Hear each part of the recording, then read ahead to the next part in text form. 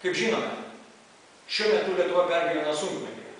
Tačiau lietuvių tauta turi daug pajėgų, turi vilties, niekada nepasiduoda ir sunkmetis, aišku, bus įveiktas. Iš šio metu mes išeisime netgi sustiprėję. Tačiau šiuo metu atsiranda tokių darbdavių, kurie nesilaiko Lietuvos Respublikos įstatymų. Konkrečiai užsieniečių teisinės padėties įstatymo 57 straipsnio 3 dalies.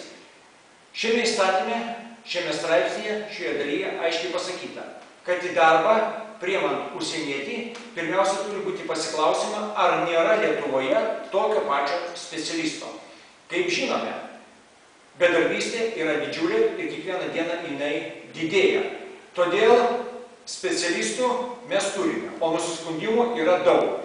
Ir aš kreipiausi į prokuratūrą, kad būtų patvirtinti ar paneigti įtarimai, kad kai kurie darbdaviai nesilaiko Lietuvos Respublikos užsieniečių teisinės padėties įstatymo.